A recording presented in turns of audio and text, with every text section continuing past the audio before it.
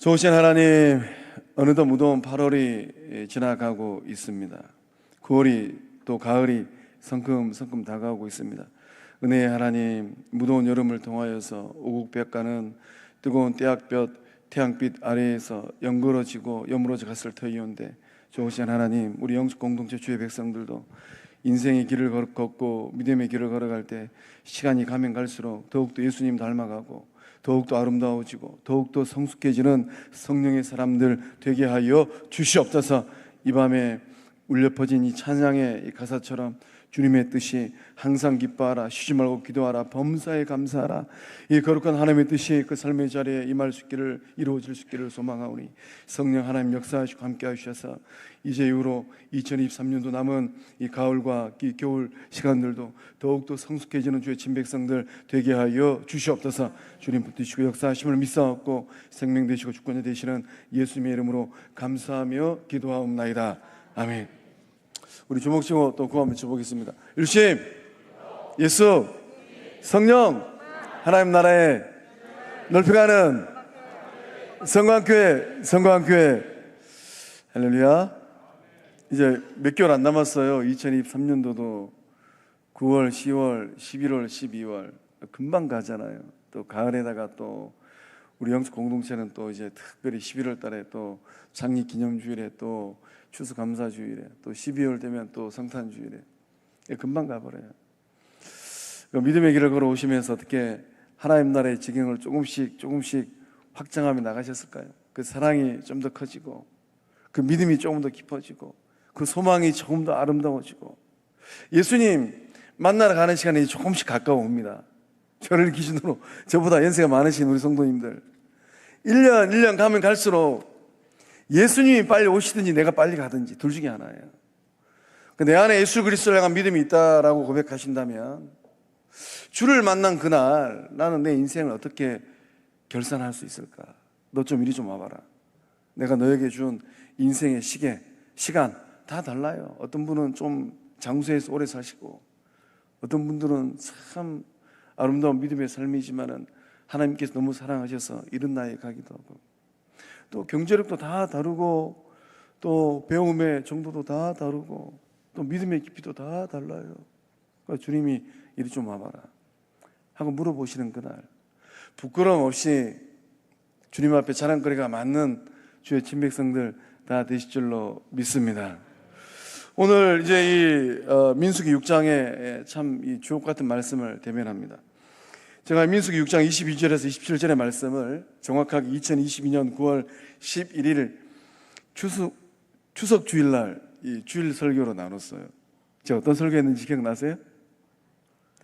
또 신년 2023년도 신년 축복 특별 새벽 기도할 때 이 본문 다뤘습니다. 기억나세요? 안 나시죠? 저도 제가 어떤 설교했는지 기억이 잘 안 납니다. 그러나 우리 주님은 늘 중요한 거 반복하시잖아요. 복음이 얼마나 중요하면은 마태, 마가, 누가요 4번 반복되어 있겠어요. 오늘 이 말씀을 건너뛸까 하다가 또 다뤄야 되겠다. 소망합니다. 이 밤에 나오신 우리 3.1밤 식구들만이라도 이 말씀을 액면가 그대로 받아가지고 축복의 통로로 쓰임받는 은혜의 사람들 다 되실 줄로 믿습니다. 그래서 이제 그 시절 가운데 하나님께서 제사장들을 세웠어요. 그 제사장들에게 거룩한 사명을 위임하는데 그 사명이 무엇인가? 공동체를 바라보면서 축복하는 거예요. 이 공동체를 바라보면서 하나님의 거룩한 마음을 가지고 잘난 사람이든 못난 사람이든 어린아이든 노년의 주의 백성들이든 가리지 아니하고 가문이 좋은 유다의 지파든 가문이 좋지 않던 지파의 사람들이든 가리지 아니하고 제사장들은 축복해야 됩니다. 우리 가운데 누가 그러한 거룩한 믿음의 자리에 서 있을까요? 우리 영적 공동체 가운데 누가 그 거룩한 직분의 길을 감당하고 있을까요? 이게 목사라고 장로라고 안집사라고 권사라고 하나님께서 거룩한 직분을 주셨음에도 불구하고 이 거룩한 길을 걸어가라고 하나님께서 세워주셨음에도 불구하고 이 말씀을 액면가 그대로 살아내지 못하는 주의 사람들이 얼마나 많이 있어요. 더더군다나 이 말세지만을 살아가면서 틈벌어지면 온 사단 마귀가 영적 공동체를 삼켜버리려고 다 흔들어 버리잖아요. 목사도 흔들고 장로도 흔들고 안수집사도 흔들고 권사도 흔들고 영적 공동체 역사가 아주 깊은 교회도 흔들고 이제 갓 이 세움받은 영적 공동체 흔들고 다 흔들어 버려요. 이제 9월 되면 이제 우리 통합적 교단 총회가 이루어지고 있는데 기도 많이 해주세요. 저도 새벽마다 대한예수교 장로회 통합적 교단 목사 중에 한 사람으로서 엎드려 간절히 기도하고 있습니다. 우리 지역사회는 더더군다나 이 믿음의 길을 걸어가면서 영적 고통의 또 시간들을 또 보내고 있잖아요. 우리 주변에 성도님들, 이 지인들 가운데 그 고통의 자리에 놓여있는 영혼들이 얼마나 많이 있습니까? 그래서 이제 오늘 말씀의 제목처럼 이렇게 축복하라. 아직도 안 늦었어요. 아직도 안 늦었어요. 이 말씀을 오늘을 살고 있는 나에게 주신 하나님 말씀으로 받아서 이 말씀 맹명가 그대로 축복할 때 그 사적인 삶도 살아나고 자녀들의 삶도 살아나고 내 속으로 낳은 자식은 아니지만은 우리 영적 공동체에서 나고 자라고 있는 그 자녀들도 자라나고 우리 영적 공동체도 놀라운 축복을 받고 누리는 은혜가 그 삶을 통하여서 임할 줄로 믿습니다. 하나님께서 이제 민수기 6장이에요. 갈 길은 먼데 이제 민수기 6장 왔어요. 하나님께서 조직을 정비하시고 영적 공동체 조직 정비하셨어요. 거룩한 군인들, 하나님의 용사들을 다 숫자 헤아려보고 지파들로 이 짐 배치하게 하시고 또 이제 영적 정화의 길을 또 걷게 하셨습니다. 깨끗하게 좀 정리 좀 해라. 지저분하고 더럽고 내 눈에 걸리적거리는 거 다 좀 치워라. 또 하나님께서 지난 수요일날 살펴보았던 것처럼 거룩한 사람들을 세워두셨어요. 나실인들. 한 주간 제가 일상의 삶을 살면서 나실인을 계속 묵상했어요. 나실인은 대체 누구일까? 오늘을 살면서 우리는 어떤 고백을 해야 될까? 당신 누굽니까? 라고 묻는다면 어떤 고백을 해야 될까? 제가 이 말씀을 묵상하다가 나실인, 이런 고백을 하겠구나. 나 실은 포도주 안 먹어야, 독주 안 마셔야, 나 실은 머리 깎을 수 없어야, 나 실은 시체를 만들 수가 없어. 왜냐하면 나 실은 나실인이기 때문이야.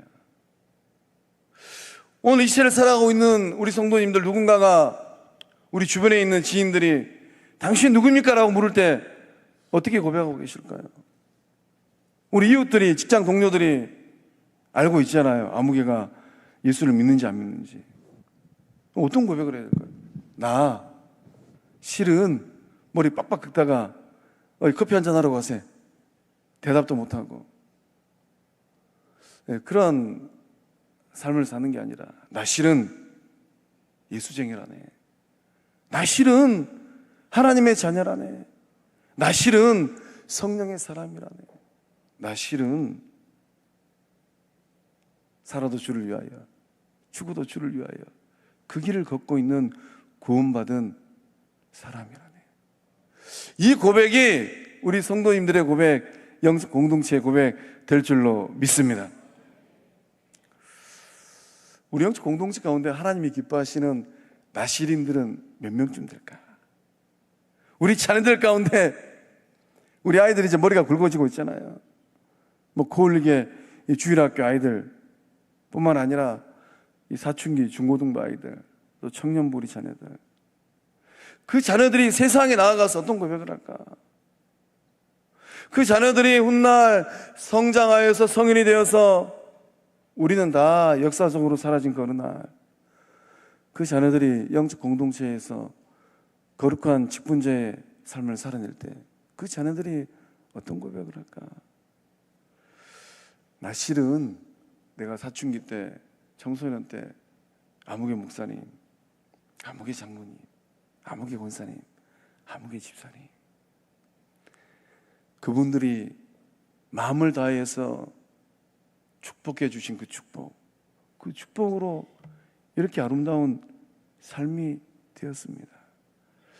나 실은 2023년도 그 8월 어느 날 성광교회 여름 성경학교 여름 수련회 그 자리에서 성령을 만나고 예수님 만났습니다. 이 놀라운 은혜의 역사를 써내려가는 우리 성광교회 될 줄로 믿습니다. 오늘 말씀에 하나님께서 이 모세를 통하여서 아론과 그의 아들들에게 명령하셨어요. 뭘 명령하셨습니까? 23절 말씀 보니까 이스라엘 자손을 위하여서 축복하라라고 말씀하셨어요.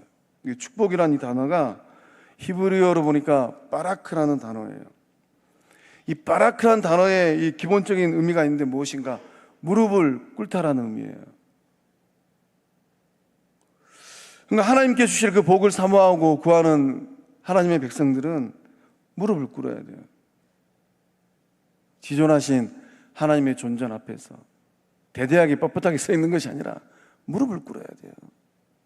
근데 요즘에 제가 이제 한국 나이로 5학년 세월이 흘러가니까 제 신체 구조 가운데 오른쪽 무릎이 학교 다닐 때 다쳐가지고 좀 안 좋아요. 참 이 사춘기 때, 청년 때는 무릎 꿇고 1시간, 2시간 기도해도 그게 힘들지 않았는데 요즘엔 무릎 꿇고 기도하는 게 너무 힘들어요. 제가 요즘 이런 생각을 합니다.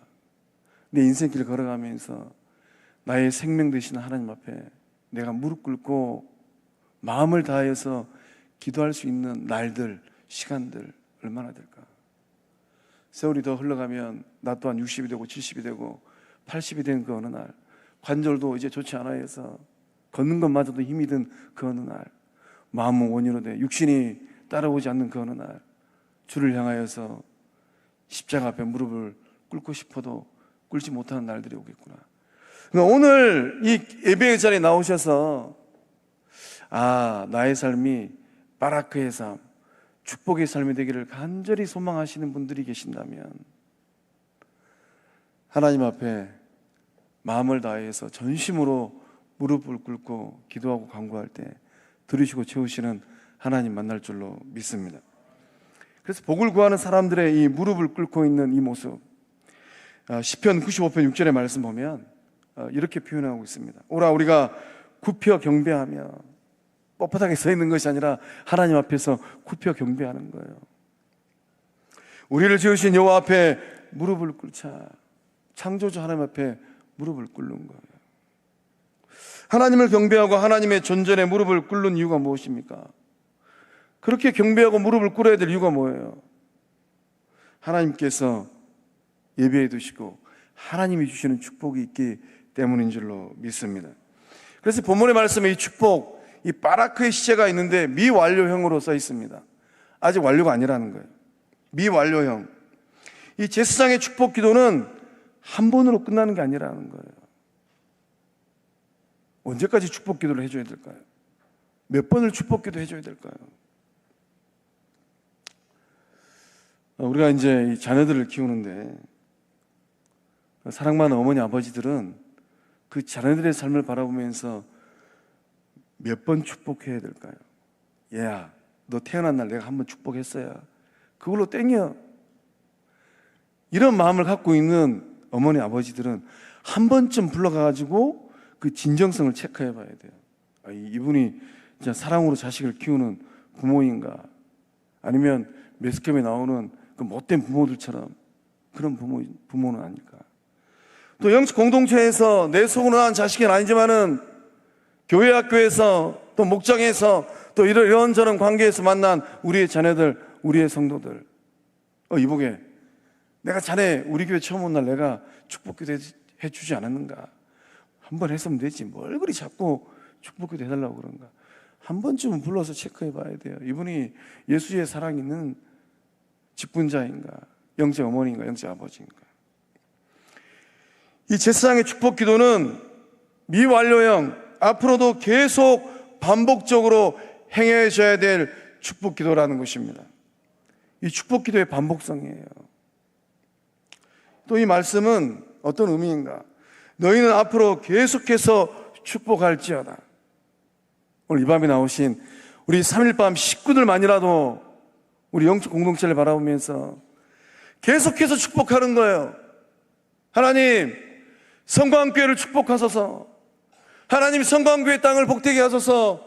하나님 성광교회 최목사를 복되게 하시고 우리 목사님들을 복되게 하시고 하나님 성광교회 장로님들을 복되게 하시고 성광교회 안수집사님들을 복되게 하시고 성광교회 영적 어머니 권사님들을 복되게 하시고 성광교회 집사님들을 복되게 하시고 성광교회 새가족들을 복되게 하소서. 버스 타고 오가면서 그냥 휙 지나가지 마시고 집에 가서 9시 뉴스를 보시면서 또 재미난 연속극 보시면서 문득문득 교회 생각할 때 하나님 성광교회를 축복하소서. 거기에 하나님의 자녀들이, 코올리기 아이들이, 우리 사춘기 아이들이, 청년들이 자라나고 있습니다. 하나님 성광교회를 축복하소서. 오늘 이 밤에 나오신 우리 3.1밤 식구들이 이제부터 그 길을 걸어가실 줄로 믿습니다. 아멘 하신 분들 저하고 손가락 거신 줄로 믿습니다. 영적 아비와 영적 어머니들은 그 자녀들을 위해서 가장 중요한 일들을 행해야 됩니다. 어떤 일입니까? 영적 제사장이 되어서 그 자녀들을, 자식들을 축복하는 거예요. 이놈의 자식이, 이렇게 표현해서 좀 죄송합니다. 수요일 날은 이렇게 좀 안 하려고 그러는데, 이놈의 새끼가 어느 세월에 철들어가지고 사람 구실할까? 말도 안 들어요. 청개구리처럼 가라 그러면 오고, 오라 그러면 가고, 앉으라 그러면 서고, 서라 그러면 앉고, 벗으라 그러면 입고, 입으라 그러면 벗고. 이놈의 자식이 어느 세월에 철들어서 반듯한 하나님의 사람이 될까? 누군가는 축복해야 되지 않겠습니까? 누군가는 그 아이를 붙들고 기도해야 되지 않겠어요? 제가 목격길을 걸어가면서 그때만 생각하면 회개하는 날이 한 날 있어요. 제가 이제 전임 전도사에 갈 때, 제가 중등부 아이들을 가르쳤는데, 고등부 아이 가운데 머리는 노랗게 물들이고, 이 사내 녀석이 귀는 또 뚫어가지고 귀걸이하고, 또 청바지는 또 찢어진 거, 또 이제 신발은 슬리퍼 찍찍 끌고 교회를 오는 남자아이가 한 명 있었어요. 고등부 남자아이. 근데 꼭 그 유유상종이라고 꼭 자기 닮은 애 데리고 교회를 옵니다. 저는 이제 중등부 사역하고 또 이제 교회 전임하느라고 그 아이를 향한 애틋한 마음이 없지는 않았어요. 쟤를 언제 불러서 내가 한번 대화를 해봐야 되겠다. 너 왜 이렇게 사냐? 한 번쯤 물어봐줘야 되겠다. 근데 바쁜 사역에 핑계를 대고 그날이 지나가 버렸습니다. 그리고 어느 날 슬픈 소식을 들었어요. 참 가정이 힘든 아이였는데 고등학교 3학년 그 어느 날 인생의 길에 얼마나 막막하였던지 친구들하고 주님을 부어라 마시라 하다가 화장실 간다 그러고 그 아파트 옥상에 올라가서 술 기운에 친구들에게 전화하고 잘 있어라. 그게 끝이었어요. 이제 입관하러 갔는데 아마 입관으로는 제가 처음 봤던 얼굴이에요. 지금도 잊을 수가 없어요. 그 아이만 생각하면 회개 많이 해요. 주님, 그때 제가 아무리 바빴다 손치더라도 걔를 불러가지고 콜라 한 잔 사주면서 인생을 한 번쯤 내가 물어봐 줬어야 됐는데, 누군가는 베드로전서 2장 9절의 말씀처럼 여기 벽에 써 있잖아요. 택하신 족속이라 왕같은 제사장. 누군가는 왕같은 제사장이 돼가지고 말도 많고 탈도 많은 그 인생들 불러다가 축복기도 해줘야 되지 않을까요? 누군가는 너의 인생이 하나님 안에서 쓰임받을 복된 인생이다. 그저 지나가는 바람처럼 그렇게 흘려보내는 것이 아니라 누군가는 나에게 주신 은혜가 있으면 비싼 거 아니더라도 그거 사가지고 입에 넣어주면서 너 인생이 많이 힘들어 보인다. 누군가는 물어봐줘야 되지 않을까요? 그 창세기 49장에 보면 야곱의 축복 기도가 기록되어 있습니다. 이 야곱이 12아들의 이 인생과 이 미래를 결정하는 유언이자 축복 기도를 했어요. 신명기 33장을 보면 이 모세의 이 축복 기도가 기록되어 있습니다. 그 33장 1절의 말씀에, 신명기 33장 1절 말씀 이렇게 기록되어 있습니다. 하나님의 사람 모세가 죽기 전에 이스라엘 자손을 위하여 축복함이 이러하니라. 모세가 죽기 전에 뭘 했습니까? 축복했다라는 거예요. 죽고 나면 하고 싶어도 할 수 없는 게 축복 기도예요. 누구를 위하여 축복했는가? 이스라엘 자손을 위하여서. 우리 설밤 식구들 믿음의 길을 걸어오면서 죽기 전에 얼마나 많은 영혼들을 붙들고 하나님의 은혜를 소망하며 예수의 이름으로 축복기도 하셨을까요? 그 인생의 서글픈 인생의 페이지를 떠들러 보면서 하나님께서 나에게 주신 은혜를 흘러보내면서 그 영혼들을 어떻게 축복기도 하셨을까요?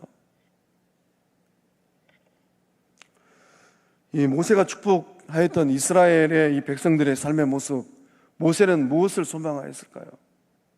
너희들 이 가나안 땅 들어가서 불행한 삶이 되어버려라, 그걸 소망하였을까요? 아니에요. 모세는 이제 인생을 정리하고 하나님 품으로 가지만은 모세가 소망하였던 것들, 나는 못 들어간다 손치더라도 자네들만큼은, 내 후손들만큼은 거기 들어가서 어떠한 삶을 살아야 되는가? 불행한 삶이 아니라 행복한 삶 살아라. 우리 신명기 33장 29절 말씀 함께 읽어보겠습니다. 시작. 이스라엘이여 너는 행복한 사람이로다. 여호와의 구원을 너같이 얻은 백성이 누구냐? 그는 너를 돕는 방패시요 내 영광의 칼이시로다.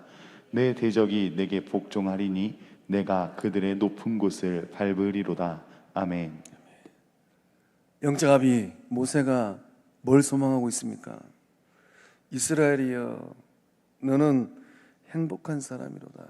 그 이스라엘 안에 모세의 친손주들도 있고 모세의 사촌, 모세의 오촌, 육촌, 아무런 상관이 없는 이스라엘의 후대들이 있어요. 이게 우리 이 말씀을 다시 한번 읽어보는데, 이스라엘 여기다가 두 번 읽겠습니다. 첫 번째는 성광교회여 너는 행복한 사람이로다. 두 번째 최종배여, 자기 이름 넣어서 너는 행복한 사람이로다, 이렇게 읽고 여호와의 구원이, 이렇게 한번 읽어보겠습니다. 어떻게 하는지 아시겠죠? 읽어봅니다. 시작. 성광교회여 너는 행복한 사람이로다. 최종배여 너는 행복한 사람이로다. 여호와의 구원을 너같이 얻은 백성이 누구냐? 그는 너를 돕는 방패시요 내 영광의 칼이시로다. 내 대적이 내게 복종하리니 내가 그들의 높은 곳을 밟으리로다. 아멘. 아멘 하신 우리 성도님들의 삶에 이 말씀이 액면가 그대로 축복의 말씀으로 임할 줄로 믿습니다. 왜 행복합니까? 왜 모세가 행복하다라고 고백합니까? 하나님의 구원, 여호와의 구원을 얻은 백성이 누구냐라는 거예요. 우리 성광교회는 놀라운 구원의 은혜를 받고 누린 영적 공동체인 줄로 믿습니다. 하나님이 누구를 돕는 방패냐라는 것입니다.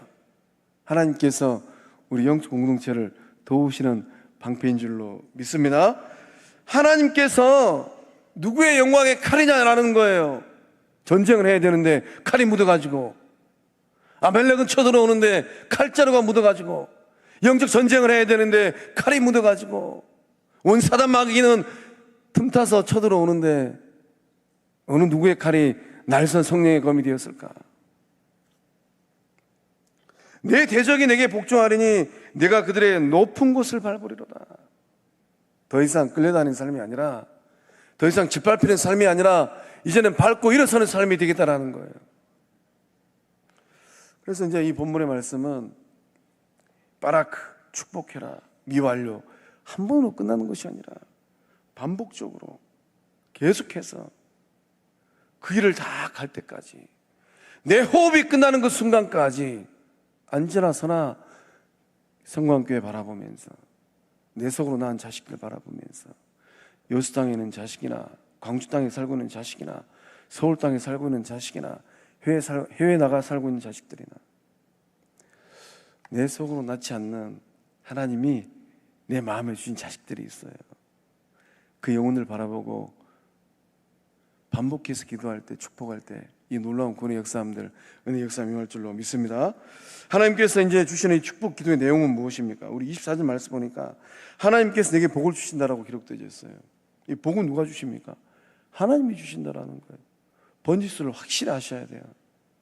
제가 최근에 어떤 목사님하고 대화하다가, 야, 나는 우리 영적 공동체 장로님들 참 성령 충만하고 은혜 충만한 장로님들이구나. 그 목사님이 그 교회 장로님하고 대화를 하는데, 장로님, 교회의 주인은 하나님입니다, 이렇게 말을 내뱉었는데 그 말을 들은 장로님이 이렇게 반문하시더랍니다. 교회의 주인이 하나님입니까? 이렇게 반문을 하더래요. 그럼 교회의 주인이 하나님이 아니면 누가 교회의 주인이라는 거예요? 아, 제가 그 대화를 듣다가, 야, 우리 영적 공동체 장로님께서 제가 그냥 목 터져라, 교회의 주인은 목사도 아니고 장로도 아니고 안수집사 아니고 권사도 아니고 교회의 주인은 하나님이고 그 피를 십자가에 쏟으신 예수님입니다. 설교하고 내려왔는데 어느 누구도 저에게 와서 목사님, 교회의 주인이 하나님입니까? 물어보신 분이 없어요. 저는 그 대화를 하면서, 야, 나는 참 행복한 목사다. 성도님들은 교회의 주인이 누구라고 생각하십니까? 누가 교회의 주인이라고 생각하세요? 한국교회가 이렇게 어지러운 교회가 되어버린 이유가 무엇입니까? 교회의 주인은 하나님인데 하나님이 교회의 주님임에도 불구하고 그 교회에서 주인 노릇 행사하는 사람들이 종종 있더라고요. 그 교회에서 주인 노릇 하려고 막 폼 잡고 목소리 막 키우고 새 과시하고 사람들 끌어모으고, 우리 영적 공동체 주의 백성들은 인생이 끝나는 그날까지 청지기로 살고 무익한 종으로 사는 예수의 제자들 다 되신 줄로 믿습니다. 감사합니다. 그래서 우리는 이제 이 반복적으로 계속해서 축복 기도할 때 하나님께서 이 복을 나에게, 우리 후대들에게 부어주시겠구나. 하나님이 복을 주시는데 어떻게 복을 주시는가? 잘 들으세요. 요즘에 새벽마다 예레미야 한 장씩 다루고 있는데 설교하고 있는 저도 속 터져요. 예레미야가 얼마나 속 터진 인생을 살았는가. 예레미야 말씀이 하나님께서 따라다니면서 저주하고 죽여버리겠다라고 하나님 말씀하셨어요. 예루살렘 성벽도 허물어버리고 그 예루살렘 성 안에 있는 성전도 홀라당 불태워버린 하나님께서 뭘 못하시겠어요? 유다의 백성들이 애국 가면 애국까지 따라가가지고 칼과 기근과 전염병으로 다 죽여버리겠다라고. 우리가 만날 하나님은 어떤 하나님인가? 하나님은 따라다니면서 복 주시는 능력의 하나님인 줄로 믿습니다. 우리 성도님들 어떤 하나님 만나기를 원하세요? 하나님이 나를 따라다니면서 복 주실 하나님을 만날 것인가? 하나님이 나를 따라다니면서 칼과 기근과 전염병으로 다 죽여버려요. 어떤 하나님을 만날 것인가? 하나님은 아브라함도 이삭도 야곱도 따라다니면서 복 주시잖아요. 말썽꾸러기 야곱, 아버지도 속이고 형도 속이고.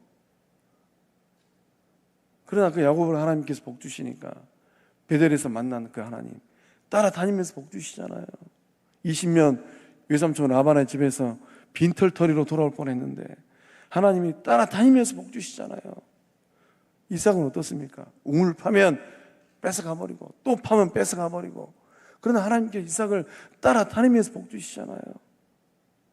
우리 영적 공동체 축복합니다. 하나님께서 따라다니면서 복 주시는 주의 전 주의 몸 된 줄로 믿습니다. 우리 가운데 자라나고 있는 우리 자녀들, 하나님께서 따라다니면서 복 주시는 주의 자녀들 다 될 줄로 믿습니다.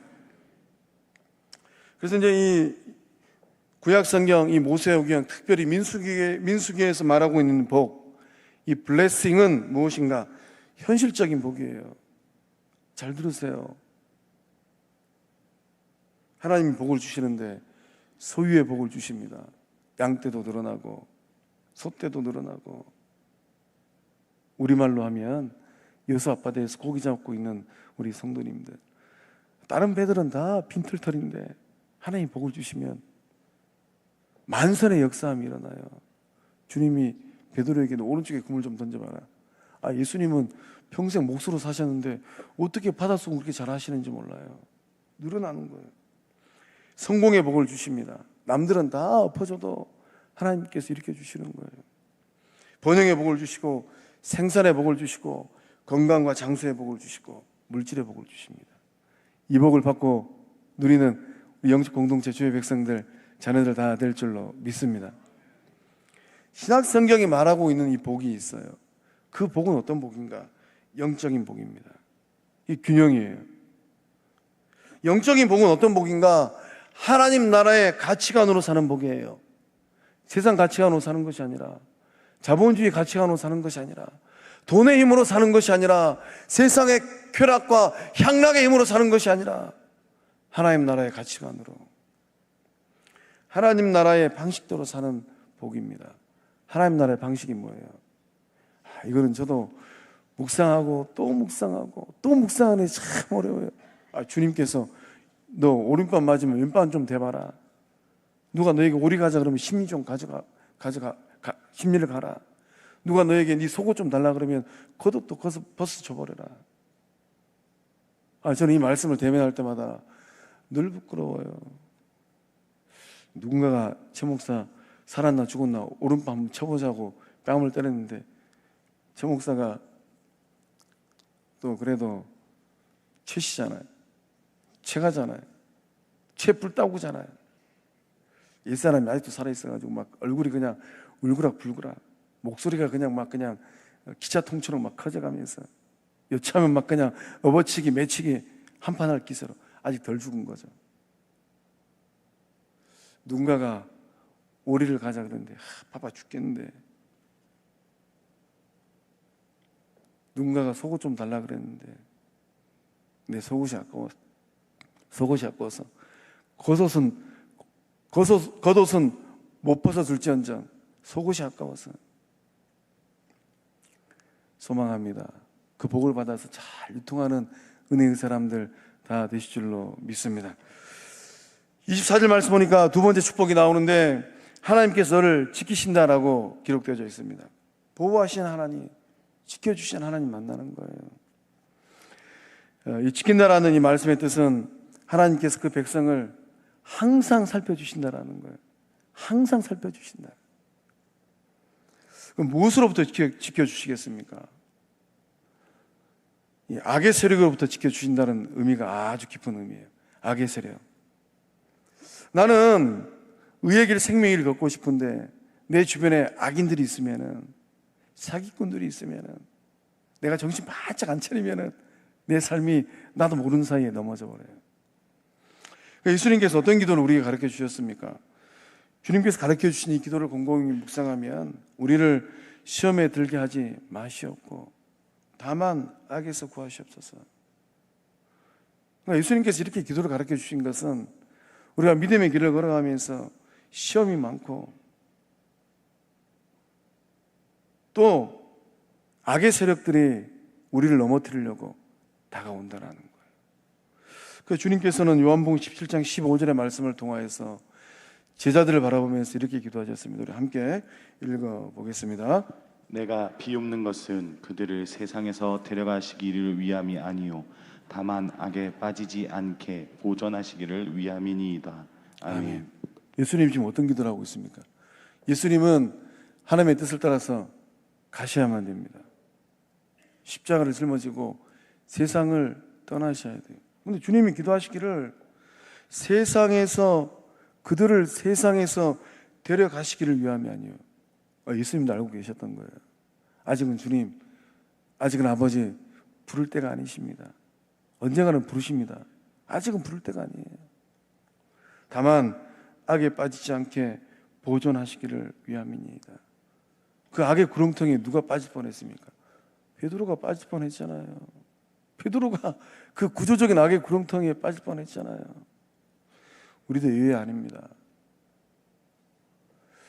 한 개인이 아무리 의로운 길을 걷고 싶은데 그가 몸담고 있는 조직이나 단체가 구조적인 악을 행할 때, 대표적으로 2차 대전 때 독일 교회였어요. 하일 히틀러. 독일 교회가 정신을 못 차리고 하일 히틀러, 그 말의 뜻은 히틀러가 구세주입니다라는 뜻이에요. 독일 교회가 구조적인 악에 빠져가지고 유태인을 600만 명을 학살하는데 동의했잖아요. 우리 한국교회 역사는 어떻습니까? 일제 36년에 그 고통의 세월을 보내면서 참 우리 여수 땅은 얼마나 복된 땅이에요. 손양원 목사님이 6.25 동란 때도 그 믿음의 절개를 꺾지 않냐고, 또 주기철 목사님이 일제 36년 신사참배, 너도 나도 다 신사참배할 때 이 구조적인 악이에요. 주기철 목사님이 모디를 걸어가셨잖아요. 그러니까 하나님이 왜 한국교회를 어여삐기시고 불쌍히 여기실까? 하나님이 왜 여수 땅에 이 놀라운 복음의 은혜를 주셨을까? 구조적인 악에 빠지지 않는 은혜의 삶을 살아내실 줄로 믿습니다. 그 다음에 지켜주신다라는 이 말씀의 의미, 무엇으로부터 지켜주시는가? 여러 가지 질병과 자연재해로부터 보호해 주시는 거예요. 하나님께서 왜 이 제사장들로 하여금 광야를 눈앞에 두고 있는 이 상황에서 영적 공동체를 축복하게 하셨을까요? 곰곰이 묵상해 보면 광야를 중간쯤 지나가다가 축복할 수도 있고, 또는 40년 세월이 지나서 축복할 수도 있는데 아직 광야를 들어가기 전이에요. 그때 하나님께서 제사장들로 축복하게 하십니다. 왜 그렇게 하시는가? 영적 공동체가 머나먼 광야길을 걸어야 돼요. 하루 이틀도 아니고 1년 2년도 아니고 40년 길입니다. 이 광야를 눈앞에 두고 있는 이스라엘 백성들에게 절실하게 필요한 복이 있다면 무슨 복이겠습니까? 가장 중요한 복이 있다면 어떤 복이겠습니까? 하나님께서 지켜주시고 하나님께서 보호하여 주시는 복인 줄로 믿습니다. 왜냐? 광야는 미지의 세계이기 때문입니다. 낮에는 불볕더위가, 밤에는 추위가, 불뱀들이 도사리고, 또 틈만 나면 비집고 들어와서 도살해버리려고 호시탐탐 노려보고 있는 아말렉 족속들이 있어요. 치열한 전쟁을 치러야만 됩니다. 거기가 광야예요. 광야는 노출입니다. 성벽이 있어야지 몸을 감출 수 있는데 광야는 사방팔방이 뚫린 노출 지역이에요. 전쟁의 위협도 있고 질병도 있고 이런저런 어려움 앞에 다 노출되어 있어요. 이런 광야를 지나갈 때 반드시 필요한 복, 그 복이 무엇인가? 하나님이 도와주시고 하나님이 지켜주시는 복인 줄로 믿습니다. 광야는 하나님의 도움이 없이 하루도 지나갈 수 없는 곳이 광야입니다. 그래서 이 광야를 무탈하게 지나가지 못하면 가나안 땅은 없어요. 젖과 꿀이 흐르는 땅은 없습니다. 언약의 땅은 없어요. 오늘 우리의 삶도 마찬가지지 않을까요? 세상을 살아가고 있는데 이 세상이 마치 광야 같지 않습니까? 어려움 가운데 놓여 있으면은 내 삶을 세워주는 사람은 찾아보기가 힘든데 내 삶을 넘어뜨리려고 달려드는 원수 같은 인간들, 사단 마귀 같은 인간들, 지천에 널려 있을 때 누가 내 삶을 도와줄까? 누가 내 삶을 지켜줄까? 광야 같은 세상을 살아가고 있는 우리 성도님들의 인생을 누가 책임지고 있을까요? 오늘 말씀에 축복하시는 하나님께서 그 삶을 책임지고 있는 줄로 믿습니다. 세 번째 축복이 있는데 무엇인가? 25절 말씀 보니까 하나님께서 너에게 은혜를 베푸실 것이다. 이 은혜는 무엇인가? 불쌍히 여김을 받는 겁니다. 누군가가 나를 불쌍히 여겨주는 거예요. 그 선한 사마리아 여인의 이야기를 곰곰이 들여다보면 나는 내 길을 잘 걸어가고 싶었는데 뜻밖의 이 강도떼가 나타나가지고 또 돈만 가져가면 좋은데 막 그냥 두들겨 패고 정신 못 차리게 만들어버리고 이런 삶의 자리에 놓일 때가 얼마나 많이 있습니까? 그런데 누군가는 그 삶을 불쌍히 여겨줘야 돼요. 그 은혜는 무엇인가? 누군가가 불쌍히 여겨주는 것입니다. 그래서 이제 우리는 믿음의 길을 걸어갈 때 하나님께서 내 삶을 어느 정도 불쌍히 여기실까? 앞에서는 조 목사는 우리 성도님들은 교회를 바라보면서 어떤 기도를 하실지 모르겠지만 저는 새벽마다 이런 기도합니다. 하나님, 성광교회를 불쌍히 여기시고 긍휼히 여기시고 어여삐 여기소서. 성광교회를 불쌍히 여기시고 긍휼히 여기시고 어여삐 여기소서.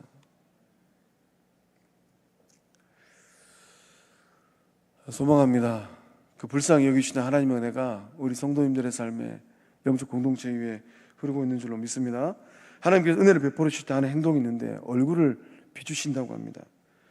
얼굴이 비춘다라는 이 말씀의 의미는 얼굴이 밝아진다라는 거예요. 하나님은 영이신데 하나님은 형체가 없으신 분인데 말씀은 얼굴이 밝아진다, 얼굴을 비춘다라고 기록되어 있습니다. 이 말씀의 의미가 무엇일까요? 하나님께서 신실한 성품을 가지고 주의 백성들을 바라보신다라는 것입니다. 하나님께서 특별한 관심, 하나님께서 애정을 가지고 그 영혼들을 바라보고 있다라는 거예요. 하나님께서 애틋하게 만나주신다라는 것입니다. 하나님께서 다정다감하게 다가오신다라는 거예요. 그래서 이제 이 말씀을 곰곰이 묵상하다 보면 인생길 걷고 믿음의 길을 걸어갈 때 고통의 날, 환난의 날에 하나님께서 내 삶 가운데 얼굴을 환한 얼굴로 특별한 관심을 가지고 애틋하게 내 삶 가운데 찾아오시겠구나. 그래서 우리가 이제 믿음의 길을 걸어가다 보면 죄 안 지는 인생은 아무도 없어요. 다 죄를 짓잖아요. 인간 존재는 본질상 진노의 타락한 백성들입니다. 이게 인간의 본성이에요. 본질상 이 진노의 자녀된 우리가 하나님의 얼굴을 구할 때가 있습니다. 정신 차리고 보니까 내가 어마어마한 죄를 지어버렸어요. 하나님께서 어떻게 나의 삶에 다가오실까? 우리 마가복음 7장 21절에서 23절의 말씀 함께 읽어보겠습니다. 속에서 곧 사람의 마음에서 나오는 것은 악한 생각, 곧 음란과 도둑질과 살인과 간음과 탐욕과 악독과 속임과 음탕과 질투와 비방과 교만과 우매함이니 이 모든 악한 것이 다 속에서 나와서 사람을 더럽게 하느니라. 아멘. 동의하십니까? 아멘 안 하신 분들은 집에 가서 곰곰이 생각해 보세요. 나는 스스로 내 스스로 자의가 너무 강해가지고 나는 죄가 없는 그런 삶을 살았다. 이런 생각이 눈꽃만큼이라도 있지는 아니한가. 인간의 존재는 본질상 진노의 자녀들입니다. 하나님의 진노하심이 이미 그 삶 가운데 놓여 있어요. 우리 속에서 악한 생각이 나오잖아요. 음란, 도둑질, 살인, 간음, 탐욕, 악독, 속임, 음탕, 질투, 비방, 교만, 우매함, 이러한 것들로 다 더럽혀져서 하나님이 진노하시는 진노의 채찍, 그게 바로 눈앞에 놓여 있잖아요. 근데 하나님께서 은혜를 주시면은 이 말씀의 기록처럼 은혜를 베풀어 주시는데 누구에게 은혜를 베풀어 주시는가? 통에 자복하는 심령, 통에 자복한 심령에게 하나님께서 은혜를 베풀고 계신 줄로 믿습니다. 십자가의 보혈로 정신 차리고 보니까 내가 그런 죄를 지었구나. 하나님의 은혜를 구하는 거예요. 주여, 제가 이런 죄인입니다. 주여, 이 죄를 어떻게 하면 해결할 수 있겠습니까? 통에 자복할 때 하나님께서 환하게 웃는 얼굴로 그 삶의 자리에 정결케 하시고 순결케 하시고 깨끗게 하시는 은혜를 부으실 줄로 믿습니다. 네 번째 축복이 있는데 26절 말씀 보니까 하나님께서 너에게 평강을 주신다고 합니다. 이 평강은 샬롬입니다. 모든 죄에서 자유로운 것이에요. 그리고 이 샬롬이 임하면 모든 피로가 우리의 삶 가운데 채워지게 되는 것입니다. 평강은, 이 샬롬은 사람이 이 세상에 누릴 수 있는 최고의 복입니다. 세상이 줄 수 없는 게 있는데, 세상은 돈도 주고 명예도 주고 쾌락도 주지만은 세상이 주지 못하는 거 하나 있어요. 무엇인가? 세상은 샬롬을 주지 못해요. 인생의 문제는 무엇입니까? 인생의 문제는 살 놈이 될 것인가, 죽을 놈이 될 것인가, 이것이 문제로다. 하나님께서 샬롬을 통하여서 주의 백성들과 언약을 맺습니다. 평화의 언약을 맺어요. 구약 성경을 보면 이 236회 정도가 이 샬롬이라는 단어가 기록되어 있는데 50회 정도는 이 전쟁이 없는 평화를 의미하고 25회 정도는 단순하게 인사말이고 나머지는 무엇인가? 평화의 언약이에요. 이 언약을 누구하고 맺겠습니까? 하나님과 나 사이에 맺는 거예요. 또 나와 너 사이에 이 평화의 언약을 맺습니다. 야, 이제부터 우리는 싸우지 말고 샬롬하자. 죽을 놈 하지 말고 살롬하자. 이게 샬롬의 언약이에요. 오늘 예배 자리에서 내 마음을 불편케 하는 아무개, 그 아무개를 바라보면서 나는 샬롬의 언약을 맺었는가? 아니면 여전히 불편한 관계로 살고 있는가? 부부 사이일 수도 있고 또 형제 사이일 수도 있고 믿음의 지체들 사이일 수도 있어요. 그래서 이제 이 하나님께 주시는 샬롬이 영적 공동체에 임하면 공동체가 누리는 세 가지 축복이 있습니다. 이 세 가지 축복 잘 들으세요. 첫 번째가 있는데 무엇인가? 기쁨이에요. 영적 공동체에 샬롬이 임하면 하나님께서 기쁨을 주십니다. 두 번째, 평화가 임해요. 세 번째, 형통함이 임합니다. 그래서 샬롬을 받고 누리는 영적 공동체가 즐겨 부르는 찬송이 있는데, 복음성가가 있는데, 첫 번째가 무엇인가? 오, 이 기쁨.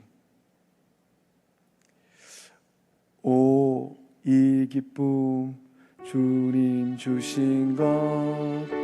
오, 이 기쁨, 주님 주신 것. 오, 이 기쁨, 주님 주신 것. 주께 영광 할렐루야. 주만 찬양해. 이 기쁨이 있으실까요? 이 기쁨이 없을 때 곰곰이 생각해 봐야 돼요. 나는 하나님과 아니면 영적 공동체 주의 백성들과 또는 내 자신과 샬롬의 언약, 평화의 언약을 맺었는가? 두 번째, 이 평화. 하나님께서 이제 공동체의 두 번째 축복, 평화를 주십니다. 평화가 임하면 어떤 찬송이 또 흐르는가? 내게 강, 권사님 피아노 안 치셔도 돼요. 더 복잡하니까. 내게 강 같은 안 따라하셔도 돼요. 제가 하고 싶은 게 있어요. 내게 강 같은 평화, 강 같은 평화, 강 같은 평화, 강 같은 평화. 이게 흐르는 거예요. 샬롬의 은혜가 임할 때 영적 공동체에 강 같은 평화가 흐를 줄로 믿습니다. 그 집도 마찬가지예요. 부부 사이에, 부모와 자식 사이에 샬롬의 언약이 있는가? 그러면은 딱 집 문을 열고 들어가면서 이 집에 강 같은 평화가 흐르고 있는가? 강 같은 평화가 흐르고 있는가? 그러니까 이제 맨정신으로 집에 못 들어가면은 또 주님 만나고 가야 되잖아요. 포장마차에서 주님을 또 충만하게 채워서 문고리를 열어야 집에 들어갈 수 있잖아요. 아마 웃으신 분들은 한 번쯤은 그 남편의 얼굴을 보신 적이 있으실까요? 세 번째, 하나님이 주시는 이 은총이 무엇인가? 형통함이에요. 하나님께서 샬롬을 주시면 영적 공동체가 형통합니다. 그 형통함의 은혜가 흐를 때 영적 공동체가 어떤 찬양을 하는가? 서로가 서로를 바라보면서 너는 담장 너머로 뻗은 나무. 우리 이거는 1절만 우리 함께 불러보겠습니다. 함께 불러보겠습니다.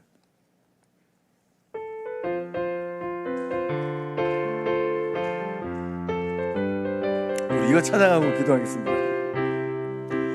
너는 담장 너머로 뻗은 나무, 가지에 푸른 열매처럼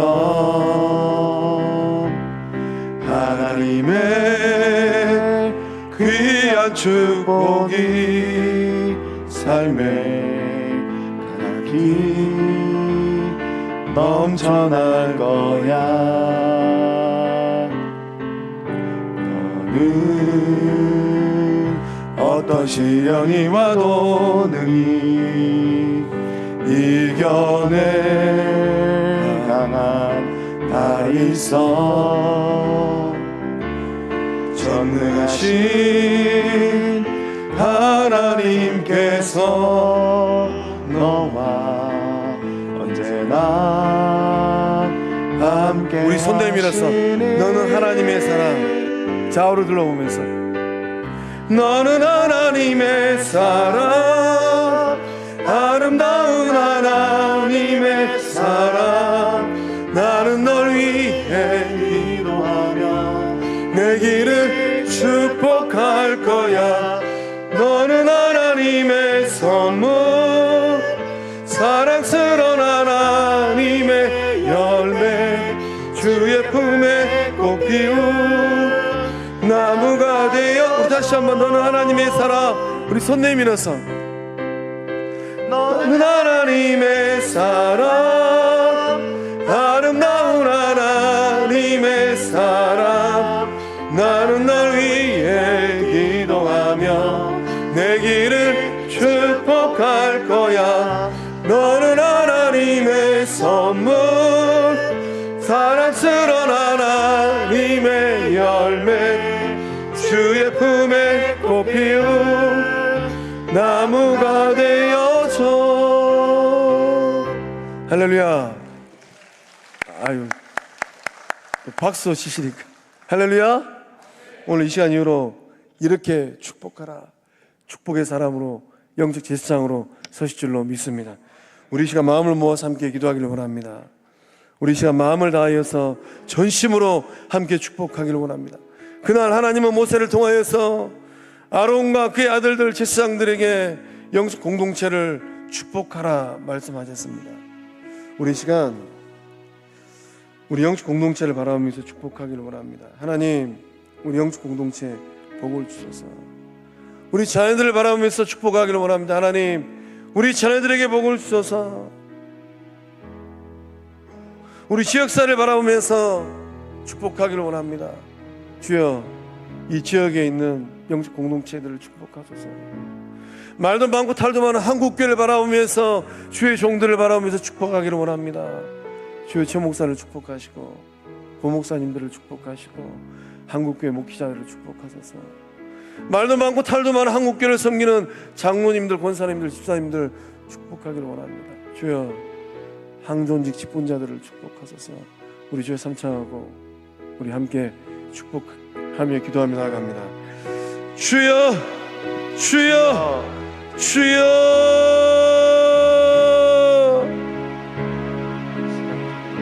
은혜의 하나님, 이 시간 전심으로 축복합니다.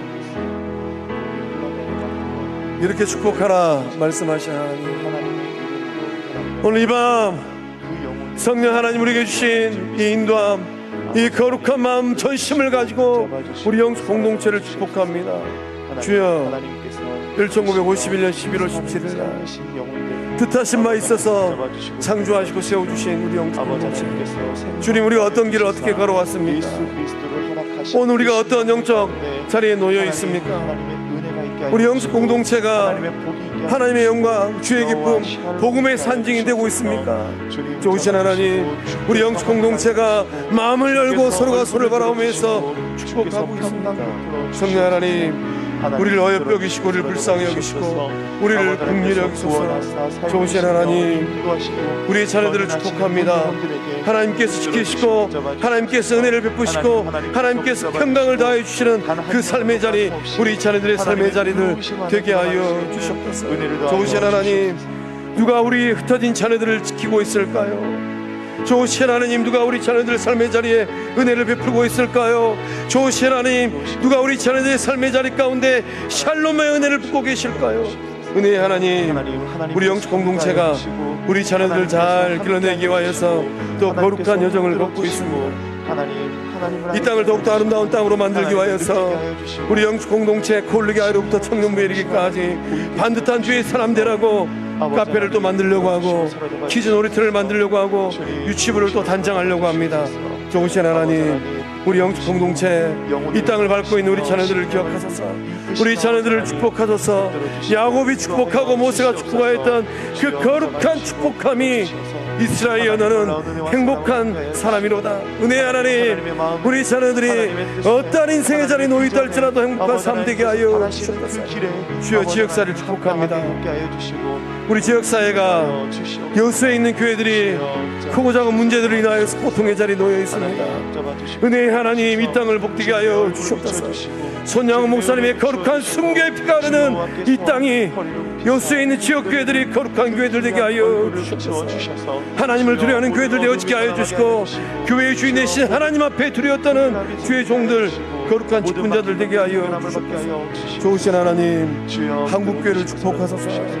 한국교회가 세상에는 수많은 사람들의 지탄의 거리가 되었고 또 근심 걱정거리가 되어버렸습니다. 주여, 주기실 목사님의 순교의 피가 흐르는 한국교회, 주여 이 땅에 있는 한국교회들을 불쌍히 여기소서. 자본주의 시대 가운데 한국교회가 자본주의 바다에 침몰하는 교회가 되는 것이 아니라 은과 금은 내게 없지만은 내게 있는 나사렛 예수 그리스도의 이름의 언어니 일어나 걸으라. 예수 이름의 권세가 있는 한국교회들 되게 하여 주시옵소서. 예수 이름의 권세로 세상을 살리는 한국교회 되게 하여 주시옵소서. 좋으신 하나님, 우리를 불쌍히 여기소서. 우리를 불쌍히 여기소서. 우리를 불쌍히 여기소서. 하나님의 나라가 세워지게 하시옵소서. 은혜 하나님 소망합니다. 오늘 말씀에 기록된 24절과 25절과 26절에 이 말씀 액면가 그대로 이 밤에 나오신 삶밤 식구들의 인생의 분복들 되게 하여 주시옵소서. 이 복을 받고 누림으로 말미암아 이 복을 유통하는 예수님의 제자요 성령의 사람이요 하나님의 자녀들 되게 하여 주시옵소서. 우리 성광영적 공동체를 종이 마음을 낮춰서 축복합니다.